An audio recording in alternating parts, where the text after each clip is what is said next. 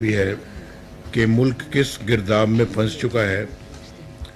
और आपको मालूम होगा कि जब मैं वज़ीर आज़म था, 2017 की बात है, तो मुल्क खुशहाली की तरफ दौड़ रहा था और ना कोई महंगाई का नामो निशान था, ना पाकिस्तान के अंदर कोई पसमानदगी थी।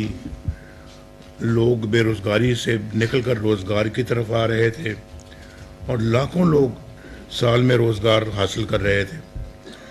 और इसी तरह से जो है वो गुर्बत की लकीर से लोग निकल रहे थे बाहर। और पाकिस्तान तरक्की के लिहाज से इस खित्ते में सबसे आगे था। रुपया हमारा मजबूत था। ये जो रोज़ आप अखबारों के लिहाज से सबसे आगे था। रुपया हमारा मजबूत था। ये जो रोज़ आप अखबारों में पढ़ते हैं या टीवी पे सुनते हैं कि डॉलर फिर महंगा हो गया, फिर महंगा हो गया, फिर महंगा हो गया।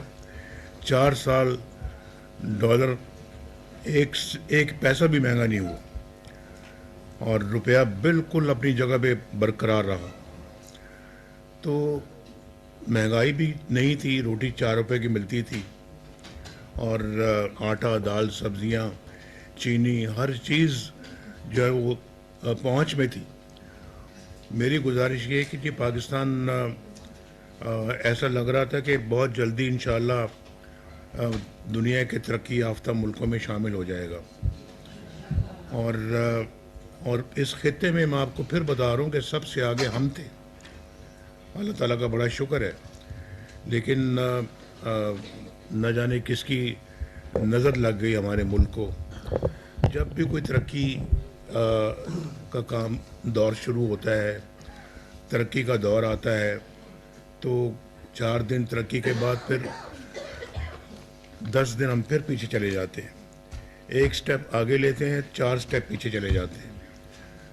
तो ये हादसे हमारे साथ पहली दफ़ा नहीं हुए। ये हादसा पहली दफ़ा नहीं हुआ।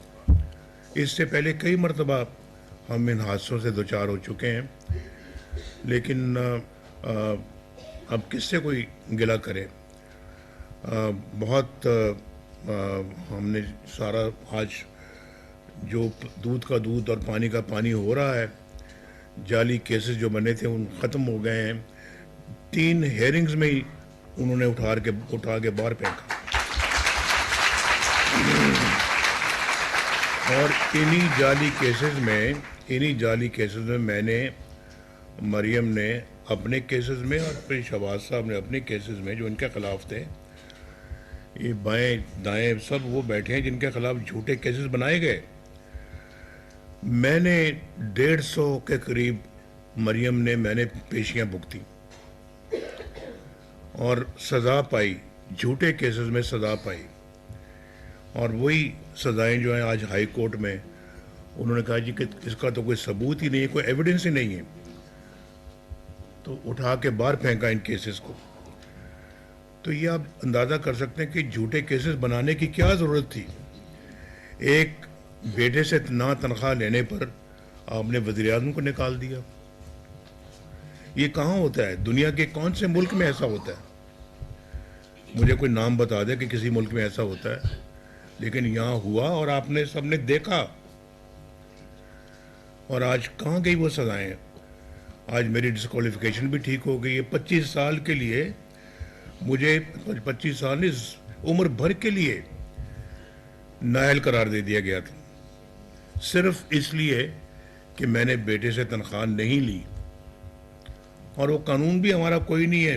वो ब्लैक लॉ डिक्शनरी देखने के बाद उन्होंने फैसला, पता नहीं कहाँ से डिक्शनरी आई वो, उसमें देखकर तो उन्होंने फैसला सुना दिया।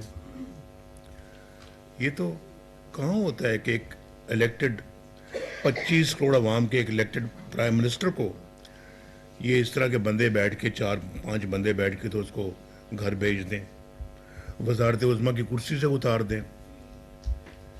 ऐसा तो नहीं होता, ना होना चाहिए। यही वजूहात हैं कि हम आज बिल्कुल उस मकाम पे खड़े हैं जो कि दुनिया में शायद हमारे जैसे चंद ही और मुल्क होंगे। यानी कि दुनिया की अपना ममालिक की फहरिस्त देखें, आखिर में हम हैं। इसका जिम्मेदार और कोई नहीं है सिवाय हम खुद इसके जिम्मेदार हैं। हमने खुद अपने पांव पे कुल्हाड़ियां मारी हैं, वरना आज ये मुल्क तो न जाने कहां पहुंचा होता। हमारे इर्द गिर्द के ममालिक चांद पे पहुंच गए हैं और अभी हम जमीन से नहीं उठ रहे। तो ये इस तरह से तो नहीं चल सकता मामला। बिजली की लोड शेडिंग आप देखते हैं 2013 में कितनी शदीद थी, उसको हमने आके खत्म किया। आसान काम नहीं था बिजली की लोड शेडिंग को खत्म करना, और वो भी 4 सालों के अंदर अंदर।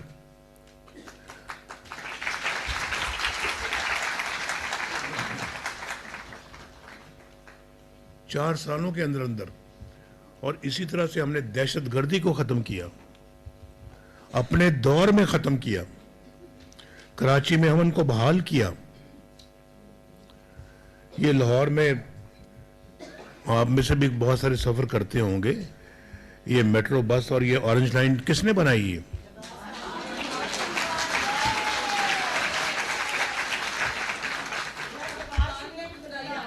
वरना क्या होता था, घर से पैदल जाते थे लोग, आगे से कोई बस पकड़ते थे, बस के बाद फिर आगे से रिक्शा पकड़ते थे, और फिर 1.5 घंटे में अपने दफातर में पहुंचते थे। आज एक एंड से बस चलती है, 15-20 मिनट में आपको वहां पहुंचा देती है और आपको चलना भी नहीं पड़ता। और सस्ते किराए, ये सब कुछ किसने किया? ये पहले तो नहीं था इस मुल्क में, कभी था ये पहले ऐसे? फिर आया, फिर किसने बताया तो सही कि मैंने, कोई कह दे कि मैंने ये बनाई है। हमारे अलावा और किसने बनाई है? कोई बताए तो सही कि मैंने, कोई कह दे कि मैंने ये बनाई है।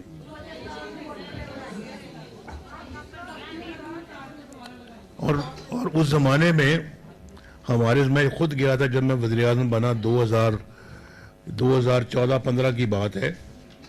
इस्लामाबाद में मैं वहाँ गया, आप पारा में, तो सब्जियों की दुकानें थी, आम अपना जो अशिया की दुकानें थी। तो मैंने पूछा ये इसका आलू का क्या रेट है, तो इसका फलां का सब्जी का क्या रेट है, पालक का क्या रेट है। 10-10 रुपए किलो सब्जियां मिलती थी, 10-10 रुपए किलो, और 4 रुपए की रोटी थी।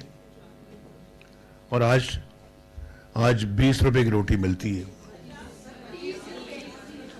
तो आप मुझे बताएं कि ये उसके बाद फिर आप देखें ना, हमें निकाल के, और फिर वो जस्टिस शौकत अजीज सदीकी ने कहा है कि नवाज शरीफ को कहा गया कि इनको निकालें।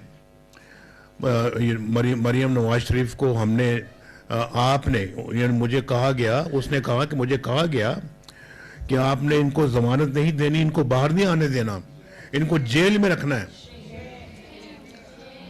और इसलिए कि हमारी 2 साल की मेहनत वरना नाकारा हो जाएगी। वो 2 साल की क्या मेहनत थी?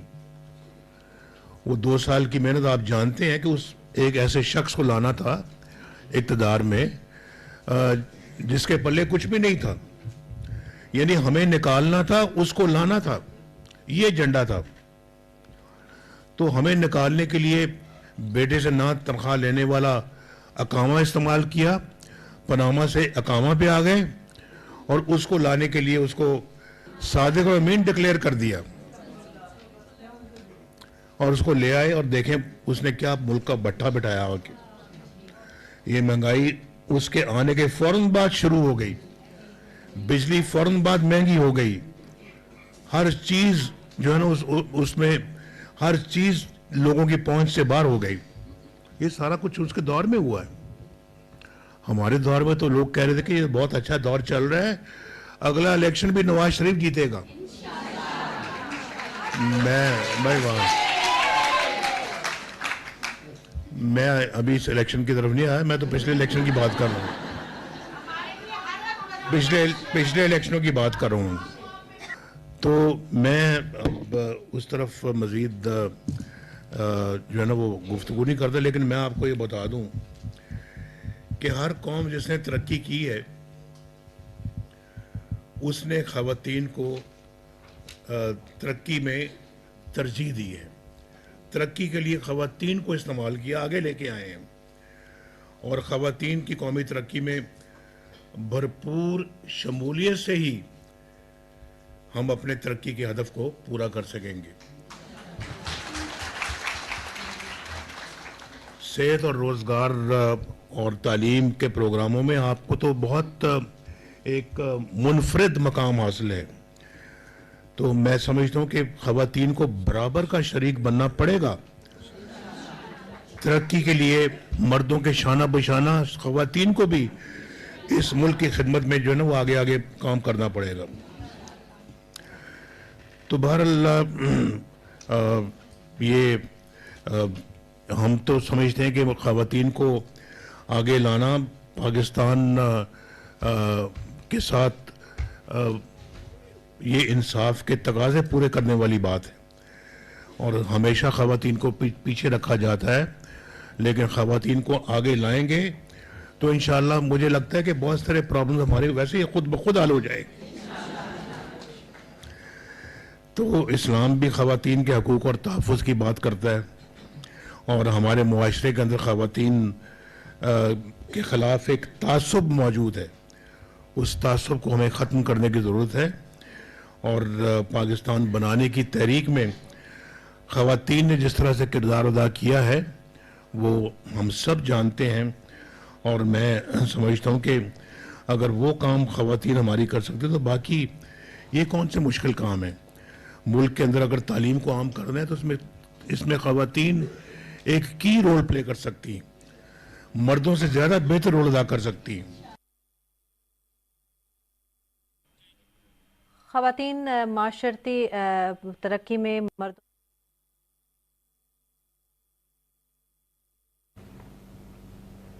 चिनाज़ नमा के ॿुधायूं त हिन वक़्तु लाहौर में मुस्लिम लीग नून जो क़ाइद नवाज़ शरीफ़ पार्लिमानी बोर्ड जे 14 इजलास खे ख़िताब करे रहियो, जंहिं दौरान हुनजो चवणो त तवील अरसे खां पोइ साथियुनि सां मुलाक़ात ते ख़ुशी थी रही आहे।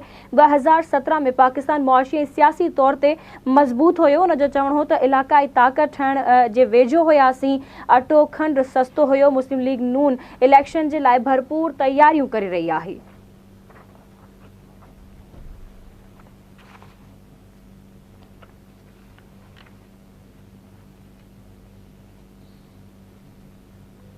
हिते असां अहम ख़बर शेयर करे